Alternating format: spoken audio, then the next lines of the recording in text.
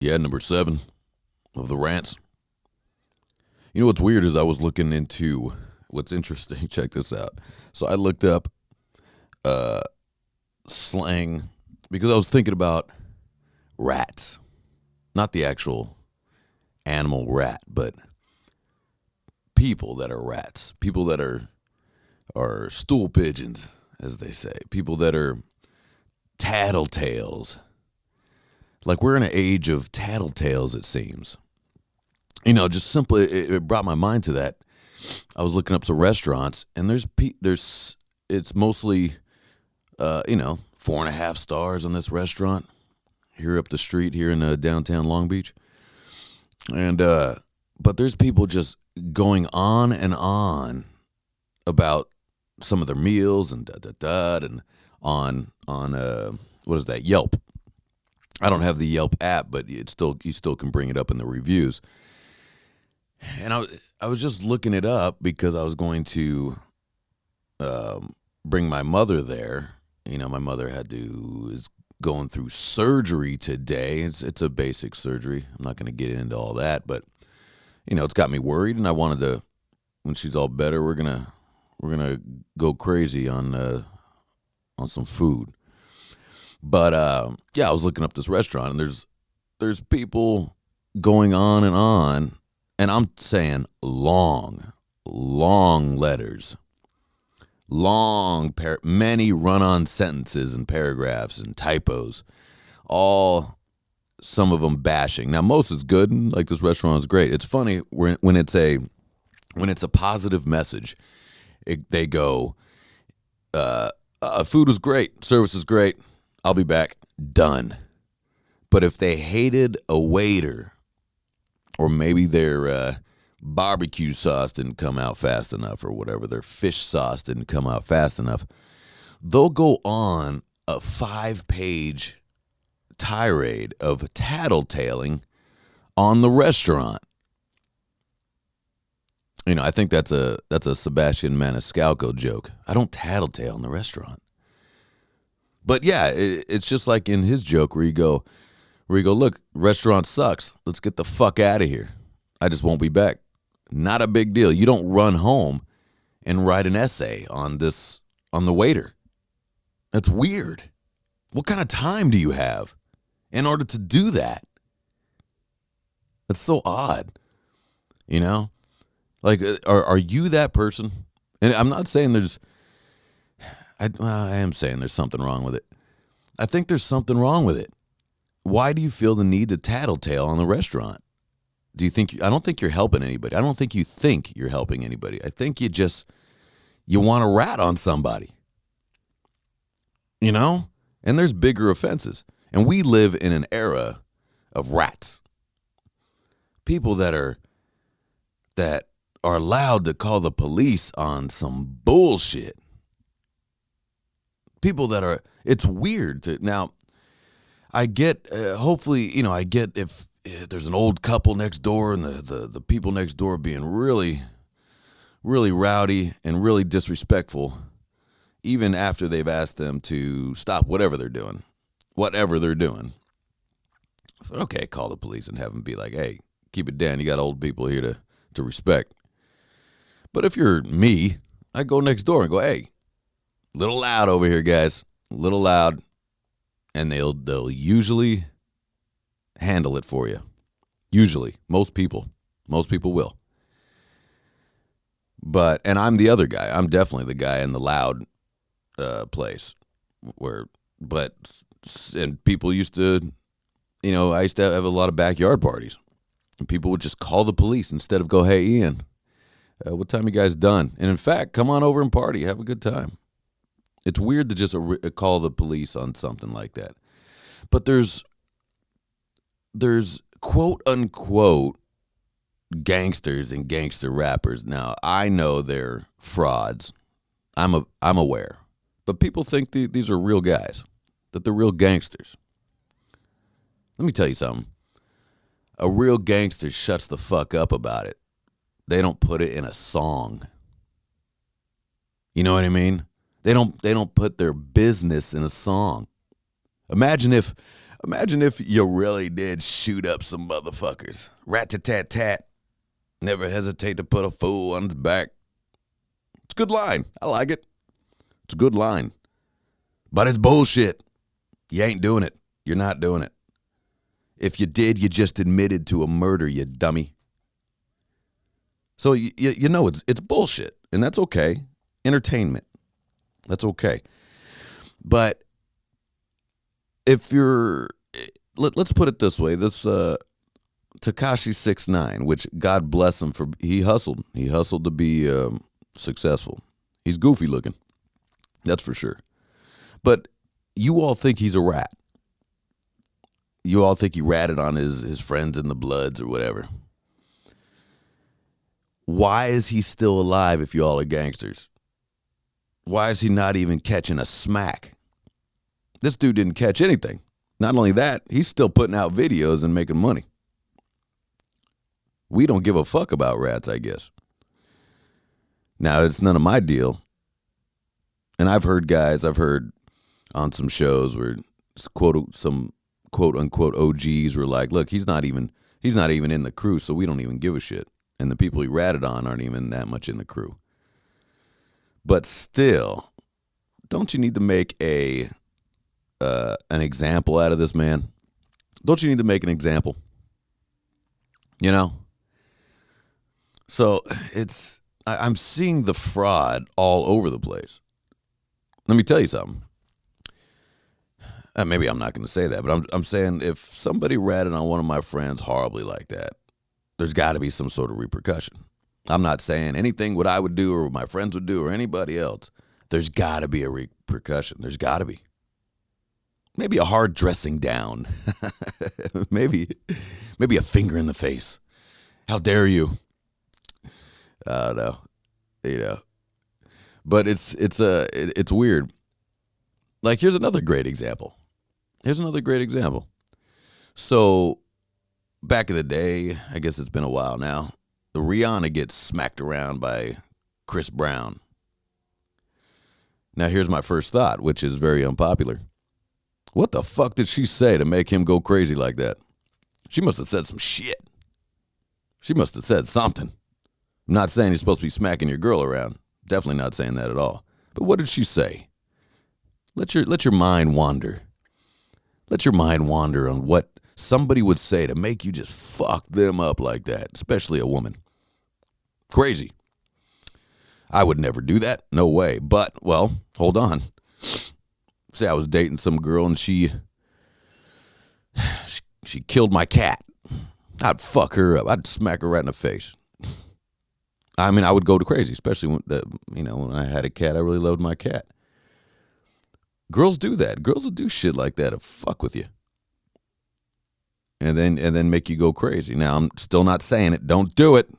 Never do it, guys. I'm telling you. But my point is, that's supposed to be Jay-Z's girl, right? Like, that was Jay-Z brought her up. They're supposed to be his sister, felt like, right?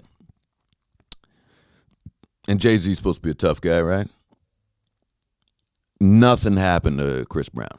Not a damn thing. Nobody laid a hand on him. Yeah, there was some mean tweets. Oh, there was some mean tweets in there. Sure. Not a damn thing happened. Again. And I'm not even saying I'm much of a tough guy. But somebody's smacking a girl that I claim to be my sister. You're going to catch a smack back. That is a fact. I don't care who you are. That's weird. It's weird to just let that go. See, y'all gangsters, or you posers. I don't know. You sound like posers to me. Plus, again, I'm going to say it again. Now you can hide it in a song or whatever. I like that. But where I come from, real gangsters shut the fuck up about it. You're not putting everything in a song. Either that, if these songs were true, then these cops are the worst cops ever because you just admitted to these murders. It's silly. Although I do like hidden messages, though, in songs. Like, that's pretty cool where you can kind of decipher stuff. So it's like, like the Crosswords documentary. If you ever seen the Crosswords documentary about Robert Johnson, so it's like he puts lyrics in this song that sounds like voodoo. The story is he took off to the crossroads and sold his soul to the devil. That's why he became one of the greatest guitar players at that time. And he still can do stuff that blows people's minds. Now, he had very long fingers and was able to play the bass and treble and things like that. If you look at a guitar like a keyboard, he was able to move his fingers where he could play almost parts that two guitar players need to play. Maybe he sold his soul to the devil. Did he sell his soul to the devil, or did he just have an epiphany? He may have just had an epiphany and had time because he took off from all his boozing and women and all the partying. He took off and was by himself and met a lot of people on the road. And I think that brings an epiphany. I think that definitely makes you better at whatever skill you have. And he just became a great guitar player because he probably sat there and played guitar all day long. Wasn't boozing as much, getting all fucked up. But the story, I sold my soul to the devil, is very interesting. It's an interesting story because to this day it still carries on. Jack Black makes kind of a movie of it. The Pick of Destiny, which is funny, but that's where that comes from. That's where rock and roll and the devil comes from. I sold my soul to the devil. And it's interesting. Like, would you sell your soul if literally if the devil came down? And why is it the devil? God can't do it. God doesn't have that power. He'd be like, hey, give me your soul, man.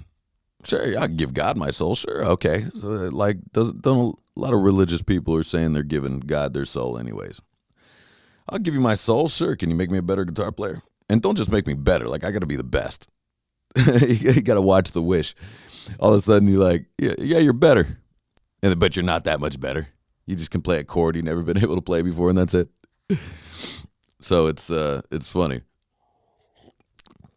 But would you?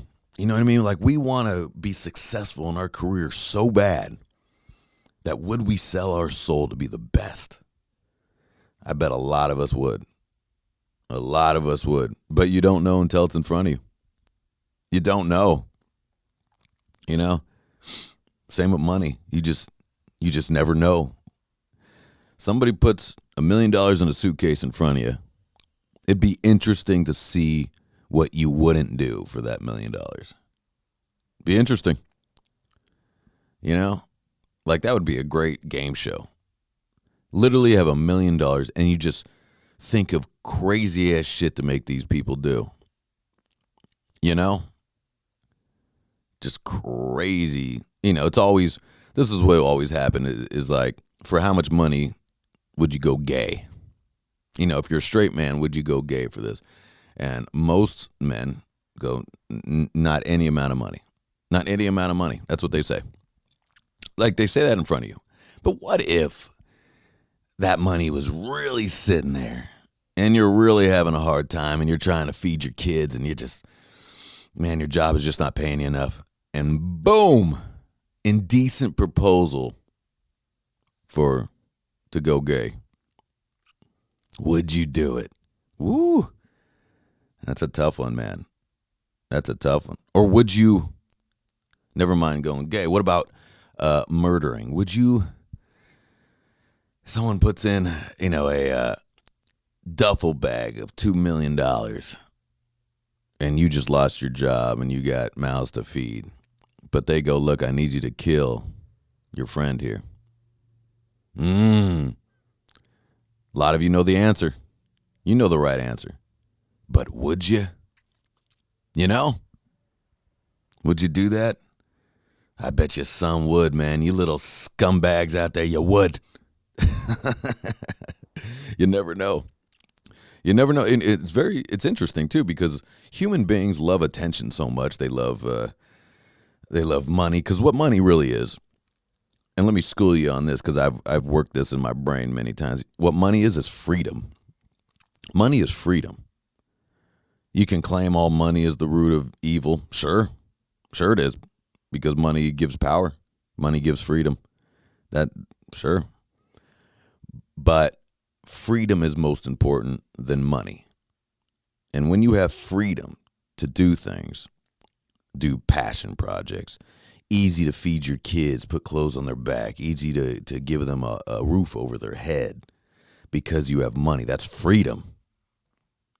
So don't get that twisted. Look at those dollar bills as little freedom units. That's what I look at it as. Little freedom units. So, and that makes things easier too when you hate your job or you hate what you're doing. See, I like my job, but I do a lot of shit that I hate in this business. You know, like little recording projects. Sometimes I hate. But at the end I get little freedom units, and I like that term, freedom units. I don't think I heard that anywhere. I think I made that one up. So you can take that as Ian's word there. But yeah, it does corrupt. Absolutely. But why does it corrupt? Why is it corrupt? Absolute power corrupts absolutely, is what they say. But does it have to? Does it really have to corrupt you? Because look, what would you do? Because I think everyone's thought about this one. If you just had infinite amount of money, what would you do? You go gambling, whores, strippers? Yes, probably all of it. Parties? Yes, probably all of it. Would you help some folks? Yes. But the thing is, it's interesting. When you start helping people just expect you to give them shit. That is a fact. That'll happen till the end of time. I do believe in helping people, but say, like, if you thought about it, if you had an infinite amount of money, I always think about this. If I just came up on, $1 billion, okay, here's how I would help people. I'd start businesses for them, ways for them to keep making that money. Because what it is, it's just like welfare. Welfare does not give the person that's getting welfare a sense of worth, a sense of pride. There's something about that, of earning your own dollar, getting paid for something that you did, for your service. There's something to that. When you're just given the money, there's no sense of worth. And what that does, it starts to slowly bring you down. If you're the person, if you're getting the money for doing nothing, it brings down your worth. Now, but hold on. I definitely have some friends who are having some major money problems. That's a fact. And they are great guys. Now, why would I just give them money? And I have in the past. Not a lot of money, but you need a couple bucks. Even when I shouldn't be giving out the money, it feels good to be able to help a little. It feels good. But you know why? Because they're good people, and what their service is being my friend, being good to me my whole life. That is worth a lot of money. That's worth it. And I know they don't enjoy getting a handout, just like I don't. I don't enjoy a handout. But because look, if you're like, Ian, I want to give you 10 G's, like, okay, what's the service? What do I got to do? Money's never free. If someone just gives you money, they expect something. They expect something in return. Most people. Now, here's what they would expect. If they expect no service, no physical service, it would be being nice to them, saying thank you, maybe even putting it out there how great a person they are. Maybe that's just what they want in service. The charities where they're giving money anonymous, I don't believe it. They want something. Nobody gives it for nothing. You know? Especially all your bullshit charities. You know you're pocketing that money.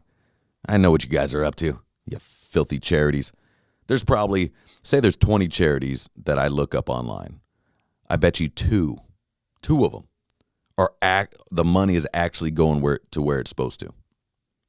Right? Think about it. The guy that's always the gray-haired man with the beard, and he's on TV and he's saying he wants to help all the African kids that have distended stomachs and skinny arms and they're not eating.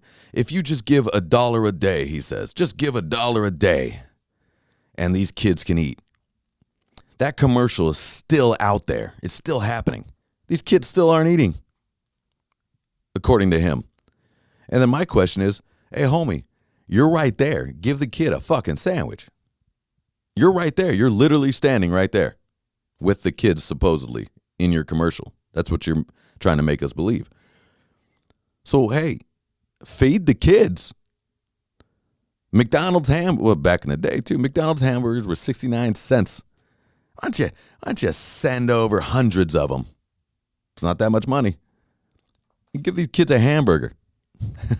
Imagine they're starving and they get a fucking awesome McDonald's hamburger. It'd be incredible.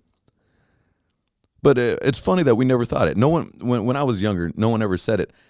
I did, because that's the way my brain works. My brain's always like, okay, what's your angle, son?